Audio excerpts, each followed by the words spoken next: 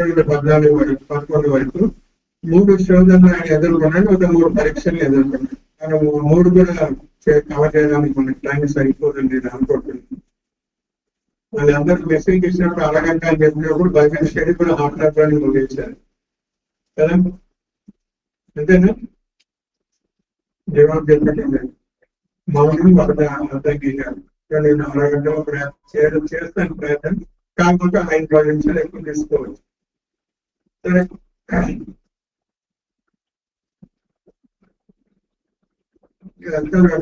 అప్పుడు యేసు అపవాది చేత శోధింపబడటకు ఆత్మవలన కార్యక్రమంకు పడిపోబడాడు. సాతానుడు యేసు ప్రభువాన్ని పరీక్షించాడు, లేకపోతే శోధించాడు. కరెక్టా కాదు? తొందరగా చెప్పాలి. శోధించాడు లేకపోతే పరీక్షించాడు.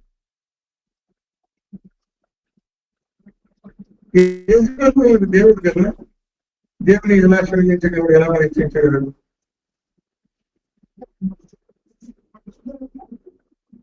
మనకి ఉన్నాయి కాబట్టి శోధించాడు.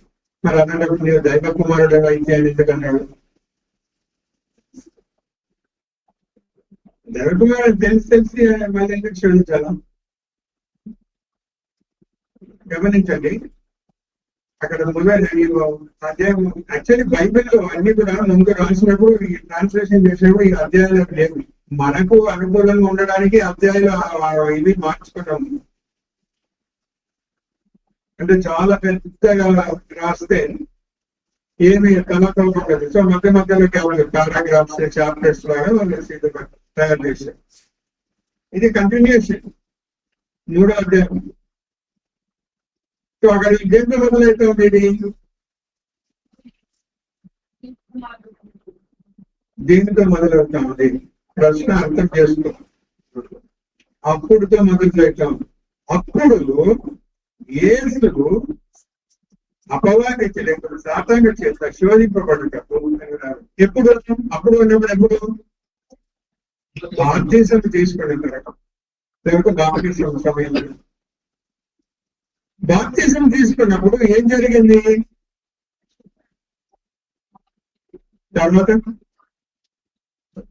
మొట్టమొదటి ఆకాశం నింపబడింది. తర్వాత ఆ పౌరం వలె ఆత్మ దిగిరావడం, ఒక దేవుని యొక్క స్వరం వినపడడం. సో ఈ 3 గమనించాలి, అర్థం చేసుకోవడం. ఆకాశం మీద నింపబడడం, పరిశుద్ధాత్మలో అతని మీదకి దిగి వచ్చి అభిషేకించడం, దేవుడు సాక్ష్యం ఇవ్వడం, లేకపోతే మాట్లాడడం, దేవుని స్వరము వినడం. ఈ 3 జరిగిన అప్పుడు, లేకపోతే దాని తర్వాత సాధారణ వచ్చేసింది కదా.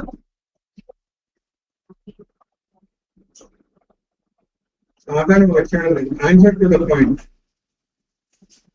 డిప్యూటీ జనరల్ మేనేజర్ ఆ లెవెల్లో ఆన్సర్ చేయాలి. సాధారణ వచ్చేసాడు. సాధారణ రాలేదు. బాగా చదివాడు. అపవాది చేత శోధింపబడుటకు ఆత్మ వలన అరణ్యమునకు పోనిపోబడెను. ఏ ఆత్మ చేత అభిషేకింపబడ్డారు? ఆ పరిశుద్ధాత్ముడే ఈయనను తీసుకొని అరణ్యంలోకి వెళ్ళాడు. సాతానుడు వెయిట్ చేస్తున్నాడు. అరణ్యంలో ఉన్నాడు సాతానుడు. అరణ్యంలో వెయిట్ చేస్తున్నాడు సాతానుడు. బాప్తిసం ఇచ్చుచున్న దగ్గర సాతానుడు దేవుడు. సో ఇప్పుడు గమనించండి, ఇక్కడ పరిస్థితులు, వాతావరణం ఎట్లా ఉంది, అరణ్యంలో ఎట్లా ఉంది. ఇక్కడ అంతా కూడా ఉదాహరణ నీళ్ళు తీసుకుందాం. యోర్దాను నదిలో మునిగినారు కదా, నదిలో నీళ్ళు ఎలా ఉంటాయి? పారుతున్న నీళ్లు ఫ్రెష్గా ఉంటాయి కాబట్టి చల్లగా ఉంటుంది. అవును, అరణ్యంలో చల్లగా కుడియదు. ఇక్కడ అంతా జనసమూహం ఉన్నారు అరణ్యంలో. సో చూడండి, అంటే ఇక్కడ వాతావరణము పరిస్థితులు వేరు, అక్కడ వాతావరణము పరిస్థితులు వేరు. నేను రెండే చెప్పాను, మీరు బాగా అనలైజ్ చేసి ఇంకా మీకు మీరు ఎక్స్పాండ్ చేసుకోవచ్చు. బాప్తిస్మాన్ని తీసుకున్న సమయంలో వాతావరణం వేరు, తీసుకున్న తర్వాత పరిస్థితులు. మన జీవితంలో మనం రక్షింపబడినప్పుడు ఎంతో ఉత్సాహంతో సంతోషంతో మనం అందరికీ అబ్బా మేము రక్షింపబడడం, ఆనందము ఆరాధన అంతా జరుగుతుంది. కాలక్రమేణా మనకు ఒంటరితనం అనేది, లేకపోతే శ్రమలు అనేటివి, పరీక్షలు అనేటివి, శ్రమలు అనేవి ఎదుర్కోవాల్సి వచ్చినప్పుడు ఇవన్నీ కూడా మనకు కనిపించవు. అలాంటి పరిస్థితుల్లో ఒక విశ్వాసి ఏ విధంగా వ్యవహరించాలి అనేది ఈ శోధన నేను అర్థమవుతాను. నాకెవరు లేరు అని వాడు అనగా ప్రభు అన్నాడు, ఎవరున్నా లేకుండా నేను నిన్ను వెలుగులు ఎడబాయను అంటాడు. సో ప్రభు ఎప్పుడు మనతోనే ఉంటాడు. ఇక్కడ యేసు ప్రభుతో పరిశుద్ధాత్మ దేవుడు ఉన్నాడు, పోపడ్డాడు అంటే తీసుకొని పోయి వదిలేలే, అతన్ని అభిషేకించాడు కదా, ఒకటన్నారు. కాబట్టి విశ్వాస జీవితంలో ఈ 3 ఇంపార్టెంట్. ఏంటంటే మొట్టమొదట ఎన్నుకొనడం, ప్రభు యేసు ప్రభుని ఏర్పాటు చేసుకున్నాడు, ఎన్నుకోవడం. రెండవది అభిషేకించబడడం లేకపోతే జోడించబడడం. మూడవది పరీక్షించబడడం. ఇవి ప్రతి జీవితంలో కూడా ఆ పరీక్ష ఏ విధంగా ఉండొచ్చు. ఇక్కడ 3 విధాలుగా ఉందండి, ఆ 3 చూస్తాం మనం. సాధారణంగా ఏమవుతుందంటే సెలక్షన్ ఎప్పుడు జరుగుతుంది? Selection, union and examination. ఎన్నిక, జోడించబడడం, పరీక్ష. సాధారణంగా ఈ 3 ఎప్పుడు జరుగుతాయి? ఎలాంటి జీవితంలో జరుగుతుంది? సెలక్షన్ అండ్ ఎలక్షన్, యూనియన్ ఎప్పుడు జరుగుతుంది? ఏర్పాటు చేసుకొని ఎన్నుకొని ఒకటి కావడం. కరెక్ట్ చెప్పారు, కరెక్ట్ ఆన్సర్. వివాహానికి ముందు అమ్మాయి అబ్బాయిని చూసుకుంటాడు, సెలక్షన్ అయిపోయింది. సెలక్షన్ క్రైటీరియా ఏంటి? అబ్బాయి ఏం చేస్తాడు, జీతం ఎంత, సొంత ఇల్లు ఉందా, ఏ ఊరు, ఒకడే ఉంటాడా, లేకపోతే తల్లిదండ్రులతో ఉంటాడా, అమ్మాయికి పాపం అమ్మాయి. అబ్బాయి చదువుకుంది, పెద్ద ఉందా, ఎంత ఉందా, బుర్ర ఉందా, ఆస్తి ఎంత, ఇప్పుడు డౌరీ ఎంత, ఇవన్నీ ఎవరు కూడా రక్షింపబడినారా, లేకపోతే సేవలో ఉన్నారా, సంఘంలో యాక్టివ్గా ఉంటారా, ఇది ఎవ్వరు అడగనే అంటాడు. నేను ఆశిస్తాను. తర్వాత ముందే చెప్తారు రక్షింపబడి ఉండాలి. మా ప్రేయర్ గ్రూప్ లో ఉంది అల్బాన్ పాస్పెట్, దాంట్లో చేస్తూ ఉంటాడు. అమ్మాయి చెప్తే అబ్బాయి నాకు రక్షింపబడాలని ఉండాలి. మరి ఇంకో అబ్బాయి కూడా తెలుసుకున్నాను, అమ్మాయి రక్షింపబడి ఉండాలి. ఆయన ఇది చూస్తే స్టేటస్ చూస్తే ఆయనకు ఏమన్నదంటే డివోర్సీ అంటే విడాకులు తీసుకుంటున్నాడు. అది రక్షింపబడిన వాడైతే అమ్మాయి కూడా రక్షింపబడిన విడాకులు తీసుకోవాలి. ఒకే విడాకులు ఒకే ఒక విషయంలో తీసుకోవాలి. ఎవరైనా ఇద్దరు ఎవరైనా వ్యభిచారణలు పట్టుబడతాయి, అది తప్పించి వేరే విడాకులు మళ్ళీ ఎందుకు తీసుకున్నాం అంటే నేను రక్షింపబడిన స్త్రీ కావాలని అంటున్నావు, కానీ నీకు మనస్ఫూర్తిగా నీకు చెప్పడం చెప్పదలుచుకున్నది. ఈ వివాహ జీవితంలో చూసుకుంటారు, ఏర్పాటు చేసుకుంటారు, వివాహం జరుగుతుంది. దాని తర్వాత పరీక్షలు వచ్చినప్పుడు అప్పుడు తెలిసి వస్తుంది ఏంటో. అప్పుడు అనుకుంటారు, అరే నేను చేసింది సెలక్షన్ కరెక్టా కాదా, నేను తప్పు చేశాను. లేదండి, ఒకటి బాగా గమనించాలి విశ్వాసుల జీవితంలో. రోమా 8:28 ప్రకారము సమస్తము సమకూడి మేలు కొరకు జరుగుతుంది.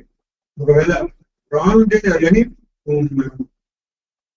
దేవుని ఏర్పాట్లో వివాహం చేసుకోకపోయినప్పటికీ అది జరిగింది కాబట్టి భార్యాభర్తలు ఇద్దరు కూడా అక్కడ తమ తప్పులు ఒప్పుకొని ప్రభు దగ్గర సరి చేయబడితే అక్కడ నుండి దేవుడు ఒక నూతనమైన సంకల్పంతో నడిపిస్తాడు. ఎందుకంటే ఏదైతే జతపరచబడిందో దాన్ని ఏ మనిషి కూడా దేవుడు మరణం మాత్రమే చేయాలి. కాబట్టి ఆ విషయంలో ప్రతి ఒక్కరు జాగ్రత్త. అందుకే ముందుగానే వివాహం జరగక ముందుగానే జాగ్రత్త ఉన్నారు. వివాహం జరిగిన తర్వాత ఎంత ఏడ్చినా కూడా లాభం లేదు. లేదంటే వివాహం చేసుకోవడం. పౌరుడు అంటాడు, ఒకవేళ ఉంటాడు, మీరు ఉండగలిగితే ఉండండి, కానీ అంత మాత్రం చేసుకోకూడదని బైబిల్లో దేవుడే నియమించాడు. God has ఇన్స్టిట్యూటెడ్ marriage. కాబట్టి ఆ ఇన్స్టిట్యూషన్ ని నిలబెట్టాల్సిన బాధ్యత మనది కూడా ఉంది. సో ఎప్పుడు కూడా ఆ విధంగా ఆలోచన. సరేనా? సరే, మన ముందుకు వెళ్దాం. ఇప్పుడు ఓకే, పరిశుద్ధాత్మని చేత ఆయన వెళ్ళిపోబడ్డాడు మనం చూసాం. యెషయా గ్రంథం వదిలేండి, ఎందుకంటే చెప్పినా కదా.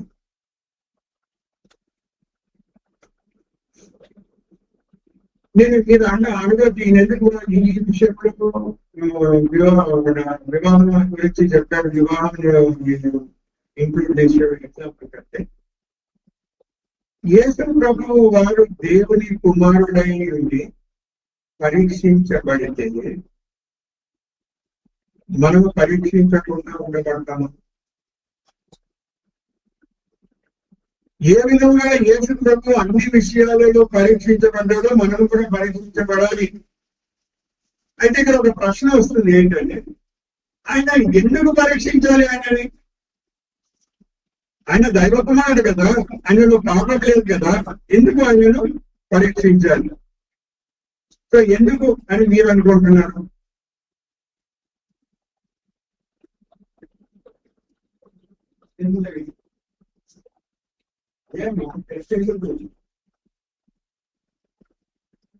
దేవుని కుమారుడు కదా, సృష్టి యావత్తు ఆయన మూలంలో జరిగింది. సృష్టికర్త అయిన సృష్టికర్తని ఎందుకు పరీక్షించవచ్చు?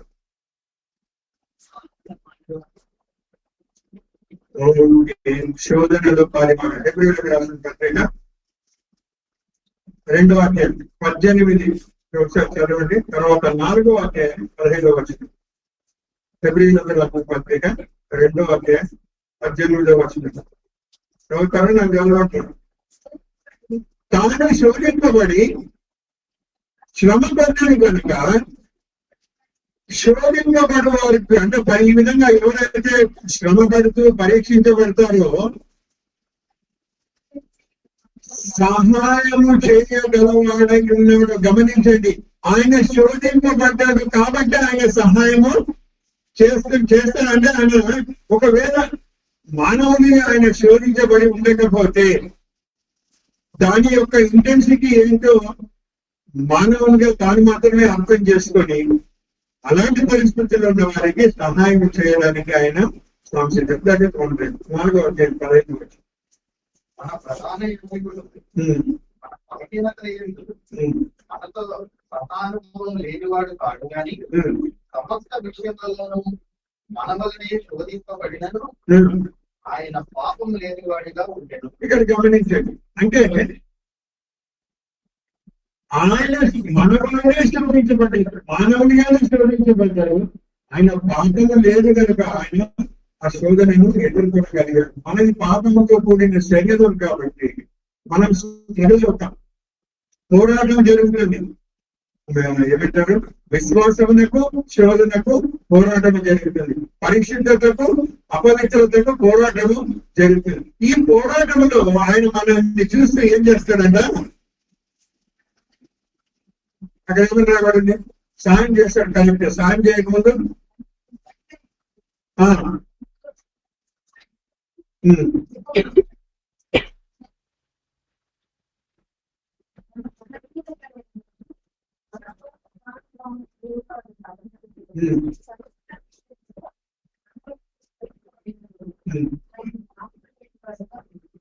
ఇక్కడ జాలిపడట్లేదా?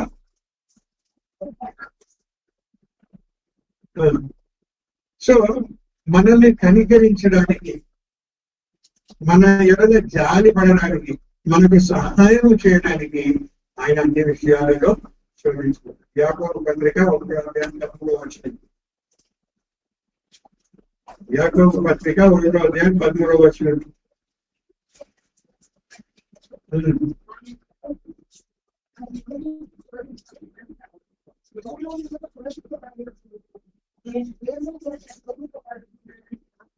చూడండి. సాధారణంగా ఈ వచనాన్ని తీసుకుంటే అందరూ ఏమంటారంటే శోధించేది మాత్రము సాధారణుడు, దేవుడు ఎన్నటికీ కూడా శోధించడం. అది కరెక్టే. కానీ ఇక్కడ మనం గమనించవద్దు. ఇది ఇక్కడ 4వ అధ్యాయం 1వ వచనంతో మనం లింక్ చేసి చదువుకోవాలి. దేవుడు శోధించడు, లేకపోతే పరీక్షించడు. కీడుకు సంబంధించి శోధన అస్సలు చేయడు దేవుడు. దుష్టత్వానికి సంబంధించిన శోధన దేవుడు తీసుకొని కాదు. దేవుడు శోధించడు. కానీ పరిశుద్ధాత్ముడు ఏ విధముగా యేసు ప్రభువు వారిని శోధింపబడడానికి కొనిపోయినాడో ఆ విధంగా శోధనలను దేవుడు మన జీవితంలో అనుమతిస్తాడు. పరీక్షలను దేవుడు మన జీవితంలో అనుమతిస్తాడు. ఎందుకంటే పరీక్ష కదా. లేకపోతే మనం ఎవరో ఎట్లా తెలుస్తుంది? ఇప్పుడు ఈ అమ్మాయి ఇంటర్మీడియట్ రాసింది. ఆ 12 సంవత్సరాలు ఆమె చదువుకోలేదు సరిగ్గా, ఆమె బుర్రలో పోయిందో లేదో, సరిగ్గా అవగాహన ఆమెకు ఉందో లేదో ఎలా తెలుస్తుంది? ఎగ్జామ్ ఉండాలి కదా. లేకపోతే ముందు మేము చిన్నప్పుడు 8వ క్లాస్ వరకు 7వ క్లాస్ వరకు పరీక్షలు మీకు పాస్ అయిపోతాయి. 75% అటెండెన్స్ ఉంటే బ్రహ్మానందం పాస్ అనే ఉంది. ఎవరికి జ్ఞాపకం ఉందో లేదు. బ్రహ్మానందం గారు చీఫ్ మినిస్టర్ ఉన్నప్పుడు పిలిమాటలు బ్రహ్మానందం గారు అంటే ఇంతమంది నమ్ముతున్నారంటే బ్రహ్మానందం కూడా కాలేదు. సరే, బ్రహ్మానందం చీఫ్ మినిస్టర్ ఉండేవారు. కాసు బ్రహ్మానంద రెడ్డి. ఈ బ్రహ్మానంద రెడ్డి గారు ఏం చేసినారంటే 7వ తరగతికి కామన్ ఎగ్జామ్ పెట్టాలి, తర్వాత 10th క్లాస్ కి మళ్ళీ ఒక గవర్నమెంట్ ఎగ్జామ్ ఉండాలి. మధ్యలో మనం అటెండ్ అంటే ఎగ్జామ్స్ అక్కర్లేదు, 4వ క్లాస్ పెట్టండి, ఫెయిల్ అయినా కూడా అటెండెన్స్ ఉంటే మీద క్లాస్ కి పంపించేది. అట్లా చాలా మంది జీవితాలు నష్టమే కలుగుతుంది. సో పరీక్ష అనేది మనం ఏమి నేర్చుకున్నామో, మనం ఏమై ఉన్నామో తెలియజేస్తుంది. కాబట్టి దేవుడు పరీక్షలను అనుమతిస్తాడు. అనుమతించి ఆ పరీక్షలలో ఆయన మనతో కూడా ఉండి మనకు సహాయం చేస్తాడు. మన బలహీనతలను ఎరిగి, మన బలహీనతలు దేవునికి తెలుసు. ఆ బలహీనతలలో ఆయన మనల్ని బలపరిచి సహాయం చేసి చేయించడానికి కృపడు. 3వది ఇంపార్టెంట్, అన్నిటికంటే ముఖ్యం.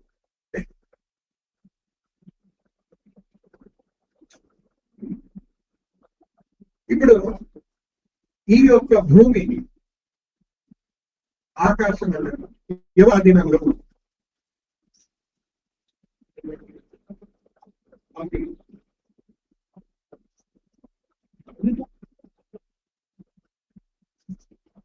భారతదేశం ఎవరి అధీనంలో ఉంది? దుష్ట శక్తుల ఆధీనంలో ఉంది. ఆ దుష్ట శక్తులు 3 ఆడవాడి. దుష్ట శక్తి కూర్చోంటాడు, దుష్ట శక్తి అబద్ధం చెప్పినట్టు చెప్తాడు, దుష్ట శక్తి చంపుని కానీ హత్తుకుంటాడు. అతను ఎట్లా చెప్తాడు? ట్రంప్ ఎవరు ఆధీనంలో ఉన్నాడు? ఆయన కూడా దుష్ట శక్తుల ఆధీనంలో. అంటే నేను చెప్పేది ఏంటంటే ఆకాశ మండలము, భూమి, సముద్రము అంతా కూడా ఎవరి ఆధీనంలో ఉంది? దుష్టశక్తి, సాతాను యొక్క ఆధీనంలో.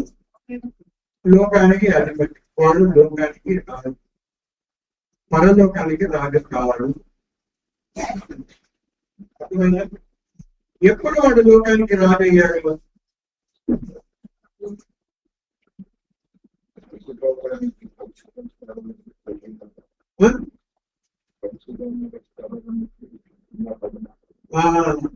ఎప్పుడైతే లూసిఫర్ దేవుడికి విరుద్ధంగా తిరుగుబాటు చేశాడో అప్పుడు దేవుడు అతనిని అక్కడి నుండి తోసేస్తాడు. ఏ స్థలంలో ఉన్నాడో ఆ స్థలంలో నుండి కింద దోశాడు. కింద దోశాడు వాడు ఎక్కడ పడ్డాడు? ఆకాశ మండలము, భూమి మీద పడ్డాడు. లేకపోతే ఆకాశ మండలము, భూమి అదంతా కూడా వాడు కబ్జా చేసుకున్నాడు. ఏం చేసాడు? కబ్జా చేసుకున్నాడు. మీరు తలంగా చేస్తారు కదా కబ్జా. అరే మాదే అంటే మీదని ఎట్లా చెప్తాం? సాతానుడు అదే ఈ కాలంలో నడుస్తున్నది. దాన్నే కబ్జా చేసేస్తున్నాడు మొత్తం. ఇప్పుడు దాన్ని వినిపించారు అంతే కదా. కానీ చేయాలి, వాడికి భూమి మీద స్థానం లేకుండా చేయాలి. ప్రకటనలో ఏమంది? సాతాను తర్వాత బాని దూతలకు నియమింపబడిన స్థలం ఏదంట? అగ్నిగుండం. అక్కడికి పోవాలి. ఇప్పుడు వాడిని అక్కడికి పంపించాలి. వాడు నేను పోనని కూర్చున్నాడు. ఎవరు తోయాలి కదా వాడిని.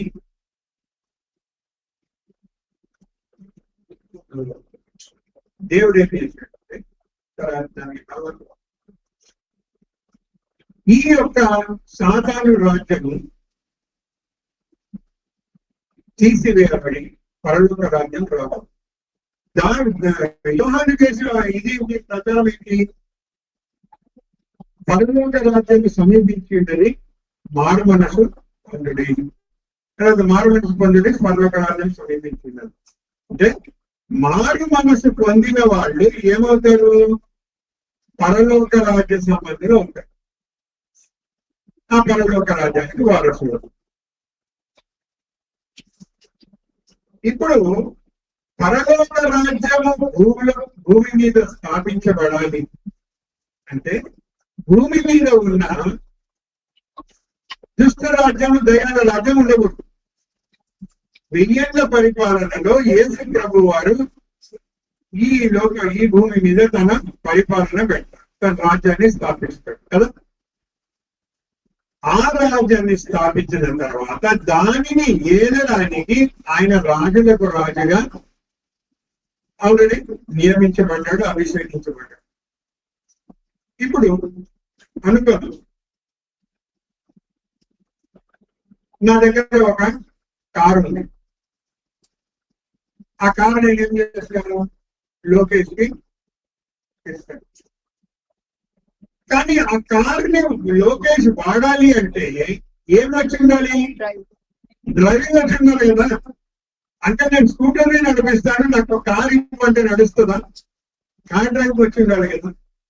కార్ డ్రైవ్ చేయడానికి నేను యోగ్యుడా కాదు అనడానికి ఏం చేయాలి? ఒక డ్రైవింగ్ టెస్ట్ ఉంటుంది కదా, అప్పుడే డ్రైవింగ్ లైసెన్స్ ఇస్తాడు.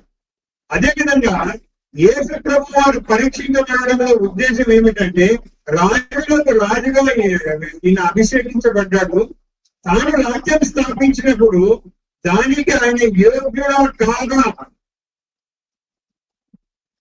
అని పరీక్షించడానికి మొట్టమొదట అనుమతించారు. అదేవిధంగా మన జీవితంలో కూడా మనము మారు మనసు పొందిన వారు ఎవరు? పరలోక రాజ్యం వారసులు. కాబట్టి ఆ వారసత్వానికి మనం యోగ్యులా కాదా అన్న చేతుడంగా చేయడానికి మన జీవితంలో కూడా పరీక్షలు అనుమతించడం. ఇప్పుడు అర్థమైతే దేవుడు ఎందుకు పరీక్షలు అనుమతిస్తాడని. దేవుడు పరీక్షల్లో సహాయం చేస్తాడు, సహాయం చేస్తాడు. మనల్ని ప్రధాన యాజకుడిగా మన ఎంత మనల్ని చూసి జాలిపడి మన యొక్క బలహీనతను ఎరిగి సహాయం చేస్తాడు. ఉదాహరణకు 10th క్లాస్ ఎగ్జామ్ అవుతాము, ఆయన నాకు సహాయం చేస్తానని చదవకుండా పోయి అది కూర్చుంటే అవుతుందా? నీవు చేయవలసింది నువ్వు చెయ్యి. ఆ సమయంలో నువ్వు నాకు ప్రార్థన చేసి నేను నీకు సహాయం చేస్తాను. అది నువ్వు మంచిదాన్ని జ్ఞాపకం చేస్తాను. ఏదో విధంగా నేను చేస్తాను, మొత్తానికి నేను సహాయం చేస్తాను. కానీ నువ్వు కూడా నువ్వు చేయవలసింది అదేవిధంగా మన యొక్క విశ్వాస జీవితంలో రాబోయే ఆ మహిమ, మనం పొందబోయే ఆ మహిమకు మనం యోగ్యులా కాదా, ఎంతవరకు యోగ్యులు అనేది పరీక్షించడానికే దేవుడు మన జీవితంలో శ్రమలో ఏ విధంగానైనా సరే పరీక్షలు అనుమతిస్తాడు. శ్రమలు కావచ్చు, ఎవరైనా మనల్ని తిట్టవచ్చు, ఆరోగ్యం దెబ్బతినొచ్చు, డబ్బు నష్టపోవచ్చు, ఆస్తి పోగొట్టుకోవచ్చు, ఏదైనా సరే అది ఒక పరీక్ష. సో మన ఎదుట ఎప్పుడైనా ఏదైనా పరీక్ష వస్తే మనం ఏమనుకోవాలి?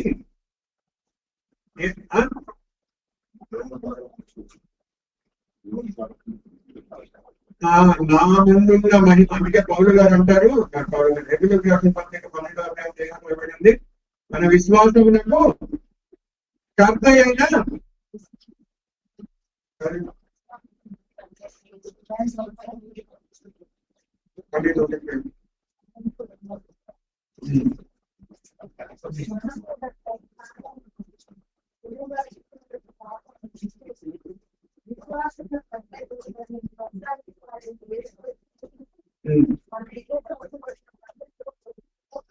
అంతే.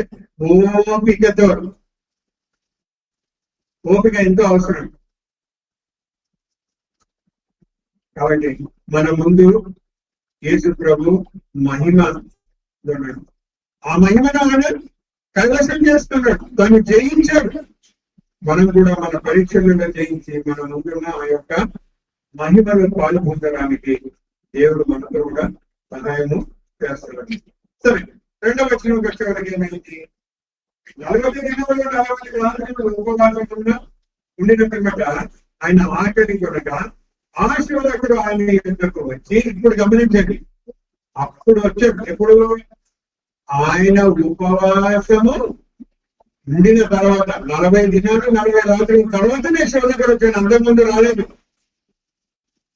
ఆయన ఆఖరి కొనినప్పుడు అంటారు కదా, ఇనుపు మూలగా కాలినప్పుడే దెబ్బ కొట్టాలి అని. అదేవిధంగా ఇప్పుడు ఆకలిలో ఉన్నాడు. ఇప్పుడు నేను నా యొక్క ప్రయత్నం నేను చేస్తానని సాతానుడు ఆయన యుద్ధకు వచ్చి, నేను దేవుడి కుమారుడైతే ఈ రాళ్ళకి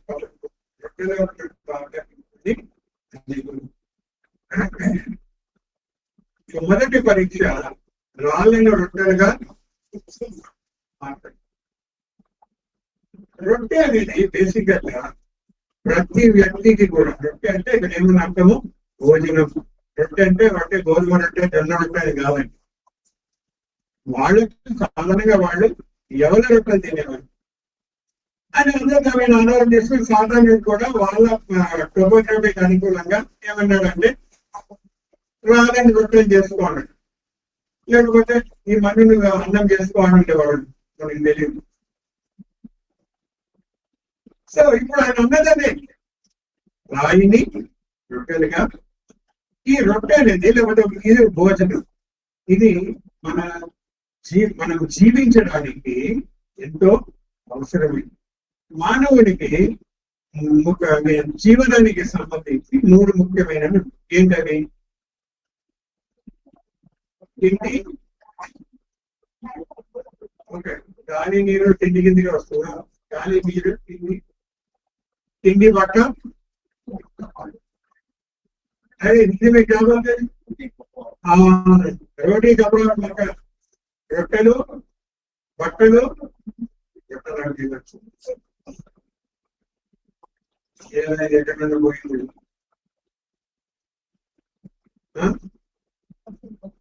నివసించడానికి ఇల్లు. ఈ 3 ఎంతో అవసరం. సో ఈ 3 కూడా, ఇవన్నీ కూడా జీవన విధానానికి సంబంధించినవి. సో మొట్టమొదటి శోధన జీవనానికి సంబంధించినది. For hour living. ఇంగ్లీష్ లో ఒక సెయింగ్ ఉంది, you either eat to live or live to live. అంటే అర్థమైతే మనం తినేది దేనికోసము? బ్రతకడానికి. మనం బ్రతికేది దేనికోసము? తినడానికి అయితే కాదు కదా. సో మనం బ్రతకడానికి తినాలి. సో జీవనానికి సంబంధించి రొట్టె. అస్సలైన చోట సాతానికి తెలుసు ఎవరిని ఏ విధంగా దొంగలించుకోవాలో.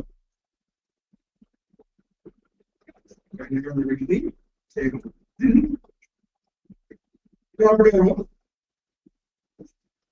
40 రాత్రులు 40 దినాలు 40 దినాలు 40 రాత్రులు ఉపవాసం ఉంటే ఆకలికి బాగా ఉన్నప్పుడు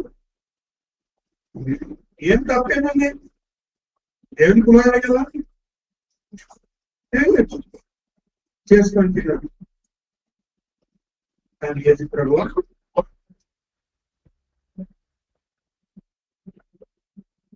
చూడండి, అందుకు ఆయన ఏమన్నాడన్నా, మనుషుడు రొట్టె వల్ల మాత్రమే కాదు కానీ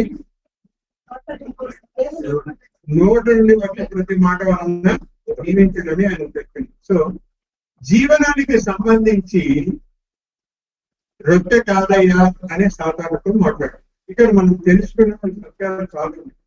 ఏంటంటే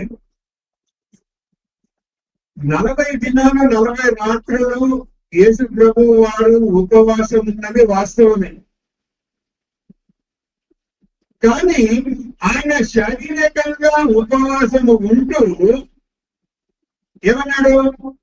దేవుని వాక్యము నోట నుండి వచ్చి మాట వలన జీవించడం అంటే ఆ 40 దినాలు 40 రాత్రులు ఆయన ఏమి భుజిస్తున్నాడు? దేవుని వాక్యాన్ని భుజిస్తున్నాడు. విద్యోపదేశ కాండం 8వ అధ్యాయం 3వ అధ్యాయంలో 3వ వచనంలో ఏమి రాయబడిందో అదే చెప్పాడు యేసు. విద్యోపదేశ కాండం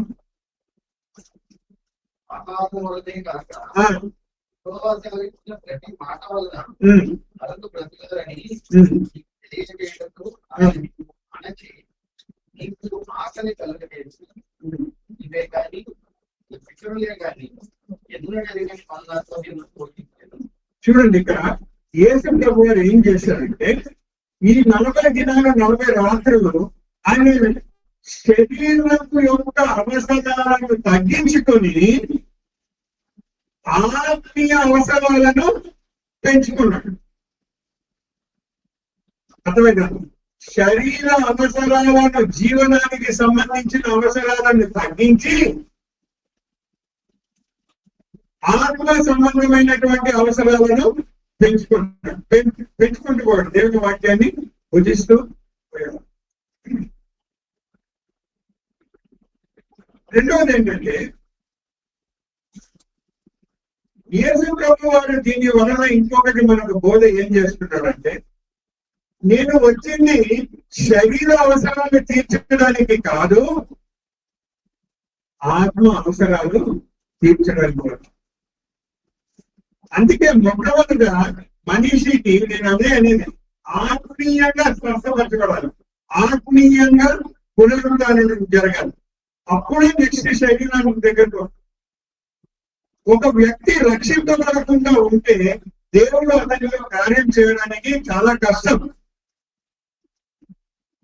అందుకే మొట్టమొదట ప్రభు మొదట ఆయన నీతిని, ఆయన రాజ్యంలో ఏమి తిందుమా, ఏమి త్రాగుమా, ఏమి ధరించుకుందామని మీరు ఆలోచించకండి. మొదట ఇవన్నీ కూడా శరీర సంబంధించినవి. మొదట ఆయన నీతిని, ఆయన రాజ్యాన్ని వెతకండి. అప్పుడు ఇవన్నీ కూడా మీకు ఇవ్వబడ. అంటే మొట్టమొదట మీకు మీ యొక్క ఫోకస్ దేని మీద ఉండాలి, మీ గురి దేని మీద ఉండాలి, మీ ఆసక్తి దేని మీద ఉండాలి? దేవుని రాజ్య సంబంధమై ఉండాలి, ఆత్మీయ విషయాలే ఉండాలి. అప్పుడే ఈ శరీర సంబంధమైనవి కూడా తీర్చబడతాయి. దీనికి ఉదాహరణ ఏమిటంటే, మనం అనుకుంటాం నాకు సరే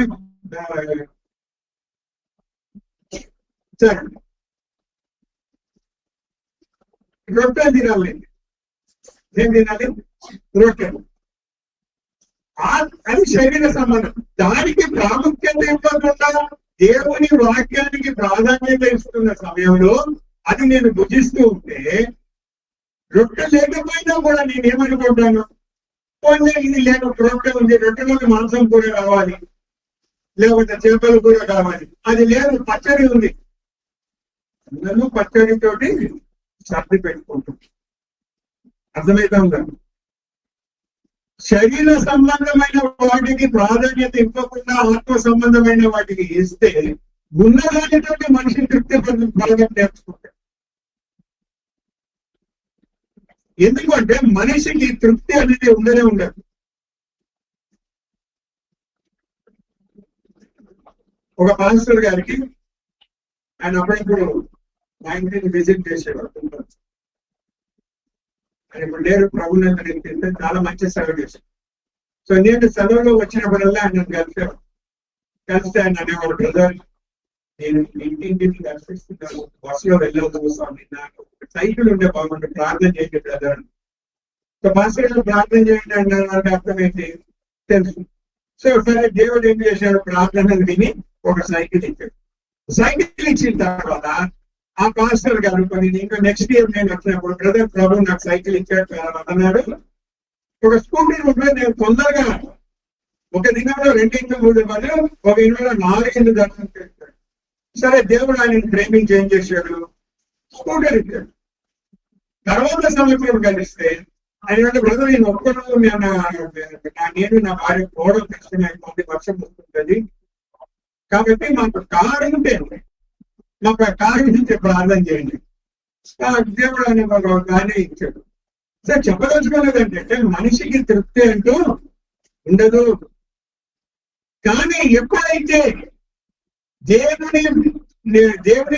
దేవుని వాక్యమును మనం భుజించడం మొదలు పెడతామో ఉన్నదానితో తృప్తి చెందడానికి మనం సిద్ధపడం. అర్థమైందా?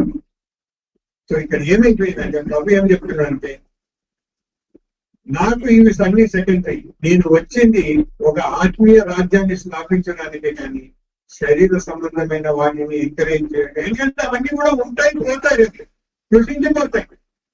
బిల్డింగ్ ఉంది, ఎన్ని సంవత్సరాలు ఉంటుందో మనకు తెలియదు. పెద్ద భూకంపం అయితే పడిపోవచ్చు.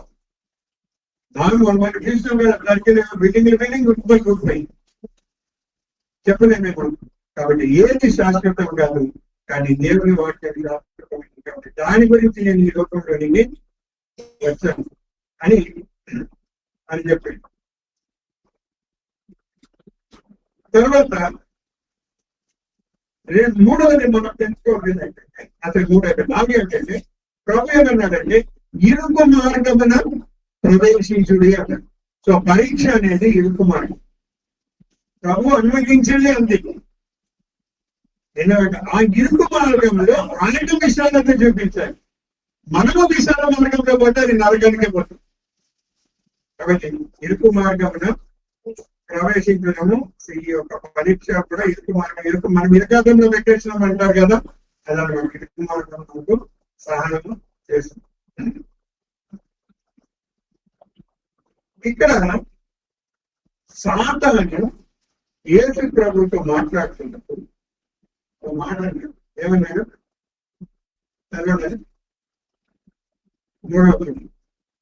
ఆ శోధకుడు ఆయన వద్దకు వచ్చి, నీవు దేవుని కుమారుడు అయితే ఈ రాజులు రొట్టె జరగనట్టు ఆజ్ఞాపించమని.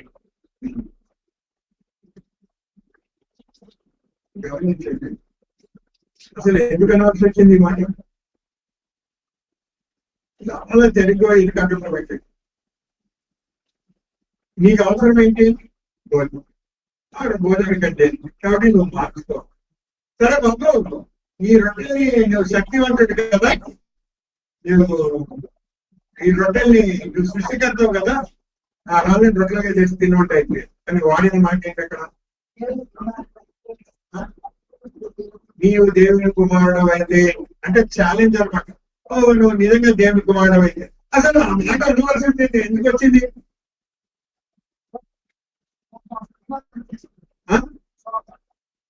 కోపం సాతానికి. సాతాన్ని నీ కోపం తెప్పిస్తాడు. ఏం నేను దేవుని కొట్టుకుని కానా అన్నాడు.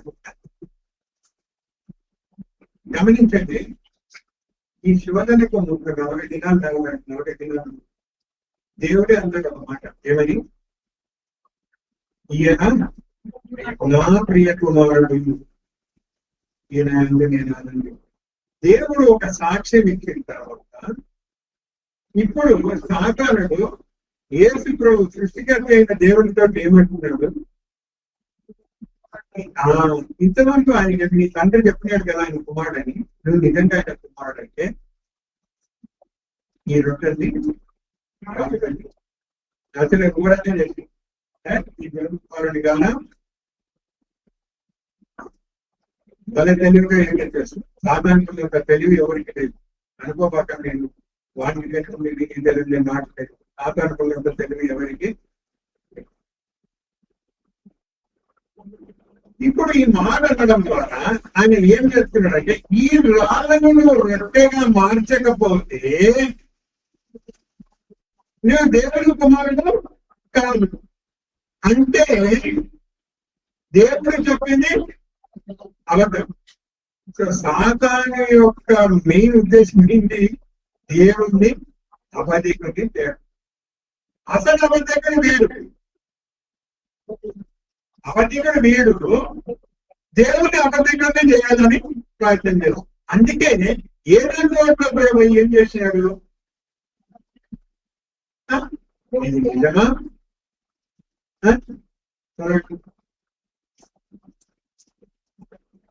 పనిచేసేసి అది కనుక 3వ అధ్యాయం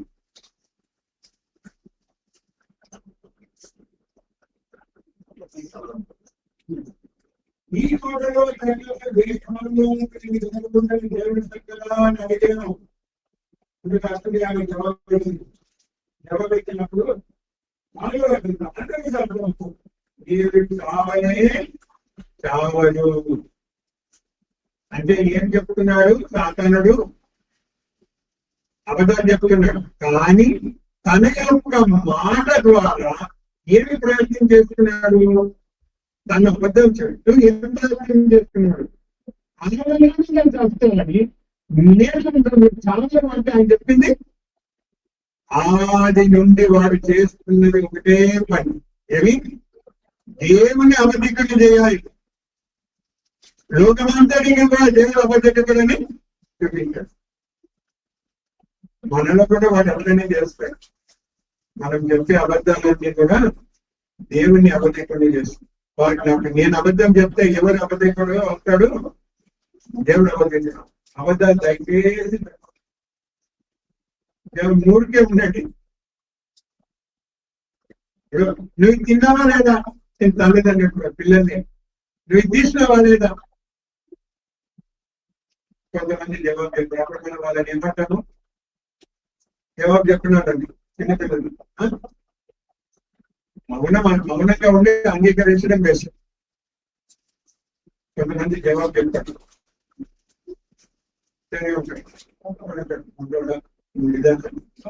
ఆయన ముందేమో ముందు కాదు, వాడు నిజం చెప్తున్నాడు.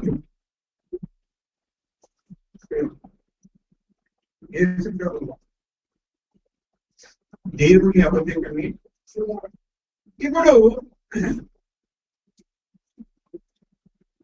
ఈ మాట దేవుడు మానవుడు దేవుని మాట వల్ల జీవించడము సాత్తాను వెళ్ళిన ప్రశ్నకు యేసు ప్రభు వారి జవాబు దేనితో మొదలైంది?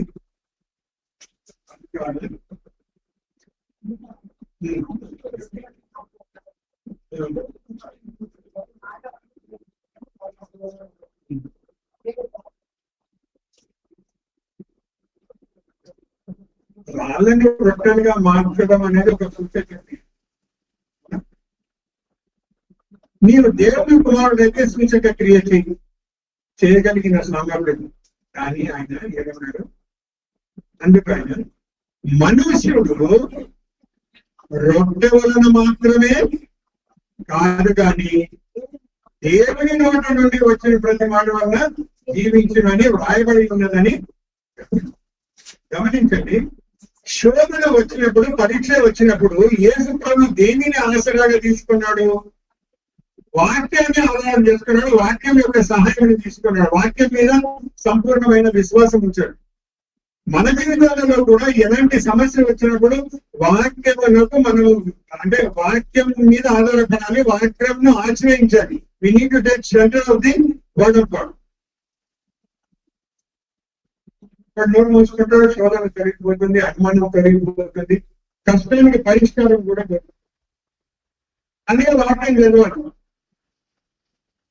ఇవాళ నేను పొద్దున 2వ అధ్యాయం చదువుతున్నాను, 2వ చదువుతున్నా. అక్కడ ఏం రాబడిందంటే, మోషే దేవునితో డైరెక్ట్ గా మాట్లాడినప్పటికీ, ధర్మశాస్త్రం చదివినప్పటికీ ముసుగు ఉండేది, దేవుడికి సరైన. కానీ మనకైతే అలాంటిది అలా తర్వాత ప్రార్థన చేసుకున్నప్పుడు ఒక నీవు నిజంగా దేవుడికి చేశాడా, దేవుడి విధంగా చేస్తాడు. ఒకటి ముసుగు కలిగిపోయింది. యేసు ప్రభువుని బట్టి ముసుగు నాకు లేదు. కాబట్టి దేవుడిని చూడగలను, దేవుడితో వాళ్ళందరిలో నన్ను చూశాడు, నాకైతే. సో దేవుడి వాటిని ఏదో విధంగా సహాయము చేస్తాడు. కాబట్టి దాన్ని ఆశ్రయించాడు. దాన్ని ఆశ్రయించడం మనం నేర్చుకోవాలి. ఒకటి ఏంటంటే, ఇక్కడ సాతానుడు అన్న మాట, యేసు ప్రభు అన్న మాట ఏంటంటే మనుష్యుడు. సాతానుడు ఏమన్నాడు? దేవుని కుమారుడా అంటే, దేవుడి కుమారుడు ఏమంటున్నాడు? మనుషుడు. అసలు అంటే మనుషుడితో మొదలు పెట్టాడు జవాబు.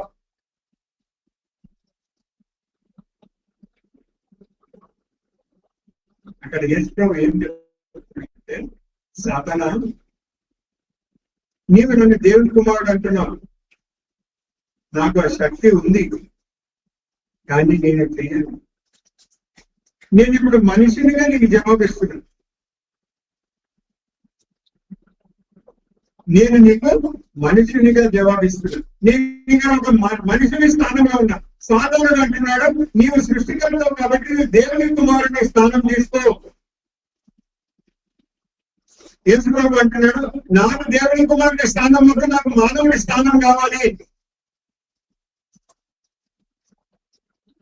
సాధారణంగా ఎప్పుడైనా ఏదైనా ఫంక్షన్ మీటింగ్ తీసుకుపోయినప్పుడు మన స్పీకర్ గా కానీ నాకు తెలిసినప్పుడు స్టేజ్ మీదకి రమ్మని నేనంట బాబు నేను రాను, ఆ టైంకి కలిస్తే వచ్చి మెసేజ్ చెప్పి మళ్ళీ మేము అక్కడే కూర్చుంటాడు.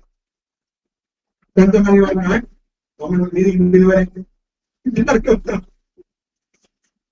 సో సాధారణంగా అంటున్నాడు, రా దేవుని కుమారుడు రా. అన్నాడు, నేను ఇక్కడే ఉంటాను, నేను మనుషుని స్థానాన్ని అలంకరిస్తాను. ఎందుకని చెప్పు. గ్రంథం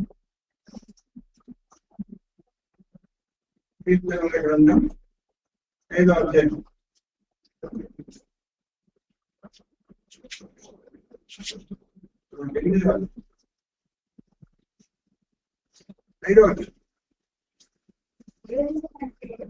4 చదవండి.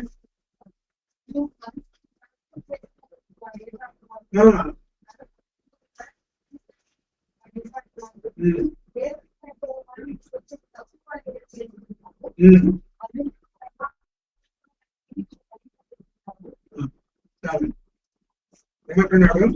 నరపుత్రుడిని దర్శించుటకు వాడే పాడేవాడు దేవుని కంటే వాడిని కొంచెం తక్కువగానే వాడిని చేసినావు, మహిమా ప్రభావాలతో వానికి కిరీటము ధరింపజేసి ఉన్నావు.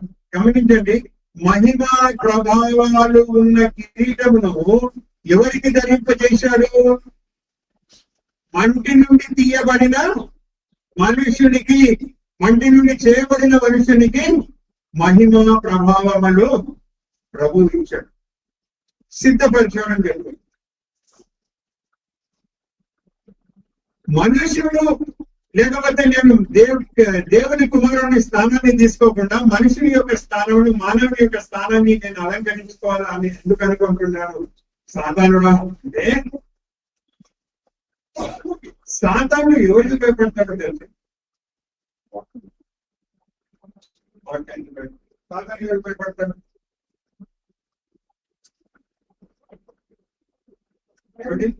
సాతాను ఎవరికి వ్యక్తిత్వంలో ఎవరికి భయపడతాయి? ప్రార్థన అవన్నీ కూడా వ్యక్తిత్వాలు కాదు కదా, వ్యక్తిత్వంగా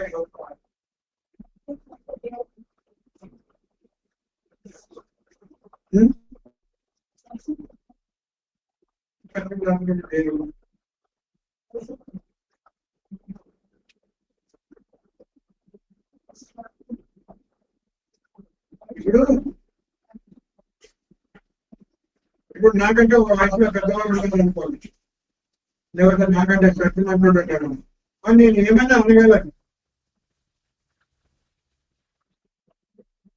చిన్నపిల్లల్ని.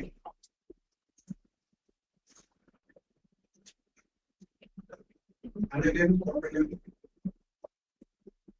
కోప్పడతారేమో కానీ ఎందుకంటే వాళ్ళని ఏం పిల్లవుతారు నాకంటే గొప్పవాడు ఉన్నాడు, వాడిని బలవంతుడు ఉన్నాడు, లేకపోతే నా పెద్దోడు ఉన్నాడు, వాడిని ఏమైనా మాట్లాడే వాడిని రేపు దెబ్బేస్తాడు. చిన్నపిల్లవాడు నన్ను దెబ్బ అయ్యేది కానీ ముఖం మాట్లాడుతుంది. సో నేను ఎవరి ఫీలింగ్స్ ఎక్కువ ప్రాధాన్యత ఇస్తాను? చిన్నవాడు. సాధారణుడు కూడా భయపడేది మానవునికి. ఎందుకు ఎందుకంటే దేవుడు వానికి మహిమ ప్రభావాలు కిరీటంగా ఇచ్చాడు. సాధారణంగా ఉన్న మహిమ ప్రభావ కిరీటాలు తొలగించబడ్డాయి. అర్థమైందా? అందుకు వాడికి ఏం భయం అంటే మానవుడు చేస్తే భయం. అందుకే మానవుడు ఆ యొక్క మహిమ ఏమంటారు ప్రభావం దక్కిన కిరీటము మానవునికి లేకుండా ఉంటే నేను సేఫ్. అర్థమైందా? నేను చెప్పింది అర్థమైందా? అర్థం కాదు. దేవుడు అర్థం గొప్పవాడే, ఆయన మహిమ ఆయన ప్రభావానికి ఉంది. కానీ ఇప్పుడు దేవుడు మానవుని తనకంటే తక్కువగా చేసి ఆ మానవుడికి మహిమ ప్రభావాలు కిరీటంగా ఇస్తే ఆ మానవుడు నన్ను అధిగమించిపోయి నన్ను తొక్కిపడేస్తాడు. అలా కాకుండా ఉండాలి అంటే మానవునికి మహిమ ప్రభావం అనే కిరీటాలు ఉండకూడదు. సో ఇప్పుడు ఏ సినిమా ఏమంటున్నారంటే, మిస్టర్ సాతానా, నేను దేవుని కుమారుడిగా స్థానంలో అలంకరించను, మనిషిని కానీ నేను అలంకరించి ఆనాడు నా తండ్రి ఏ ఉద్దేశంతో మా ఆదామును మొదటి ఆదామును సృష్టించాడు? ఏ ఉద్దేశంతో సృష్టించాడు? ఏ ఉద్దేశంతో సృష్టించాడు? లోకాన్ని ఉద్దేశము లోకము ఏదైనా. కానీ దేవుడు మానవుని సృష్టించినప్పుడు లోకాన్ని ఆనాడు ఎవరు వెళ్తున్నారు?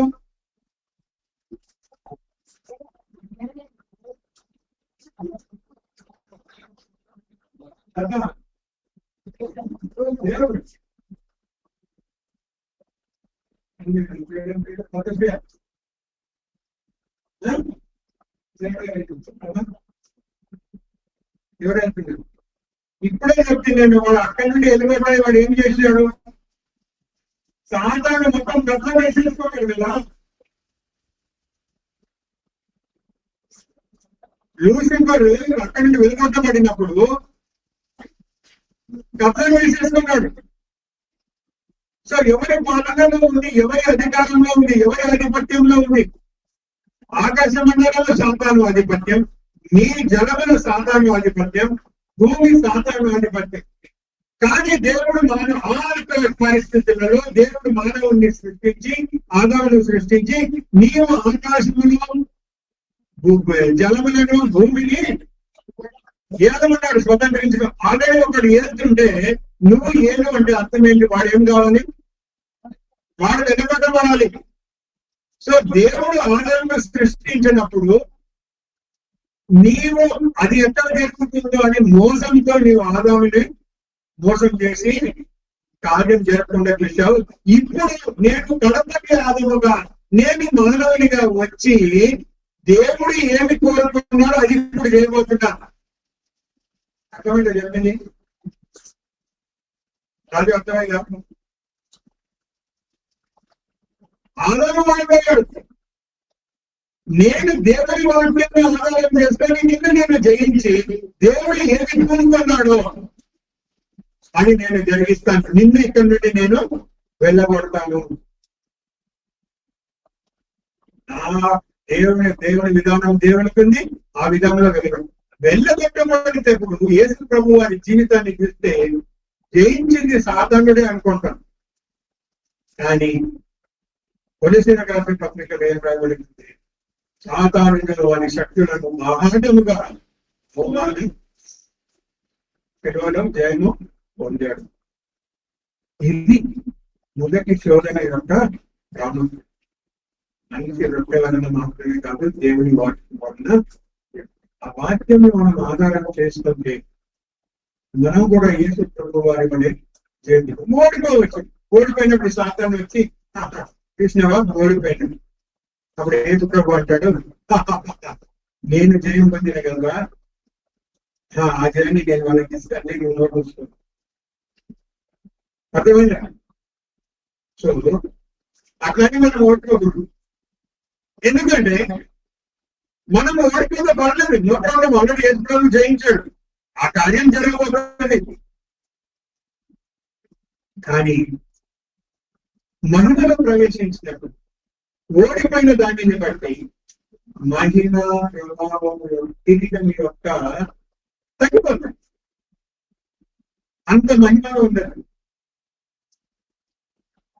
పిల్లలు పిల్లలు సాధారణంగా పండుగలకు బట్టలు కొనిస్తారు. సాధారణంగా ఎవరైనా ఇద్దరు పిల్లలు ఉంటే ఒకే రకమైన బట్టలు అనుకుంటాం. ఒక అబ్బాయి కానీ అమ్మాయి కానీ ఇన్ని సంవత్సరం అంతా తల్లిదండ్రులు సహాయానికి చదువుకోకుండా స్నేహితులతో పెట్టుకోవాలి. ఎవరు మంచి పిల్లలు పడరు, మంచి పడ్డారు. ఇంకా కొడుకు కదా తప్పదు, కూతురు కదా తప్పదు, సరే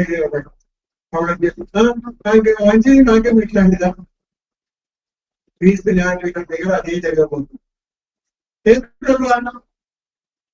ఆ వాళ్ళకి అంత మంచి దత్తప్రియుడు, ఎంత మంచి కిరీటం బాగా నడుపుతారు. మహిళా ప్రభావితం ఎదుగుతా మెరుస్తా ఉంటుంది. నా విజయుడు ఎట్లాంటిది ఇచ్చిన నేను ఎన్ని బైబిల్స్ పెట్టింది, ఎంత బాగా మాట్లాడుతుంది. కరెక్టే. ఆమె నేను జయించిన కాబట్టి వాక్యాన్ని ఆధారం చేసుకుని ఆమె కూడా జయిస్తూ వచ్చింది. నీవు వాక్యాన్ని ఆధారం చేసుకొని దాన్ని వాడలేదు.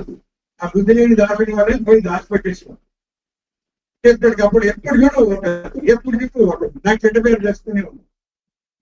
కాబట్టి నేను రక్షించినా కదా, నీకు కూడా ఒక కిరీటం తీసుకున్నాను, జీవిత కిరీటం పెట్టుకో. అర్థమైందా? మొదటి శోధన యొక్క ఓకేనా? ఇంకేమైనా డౌట్స్ ఉన్నాయా?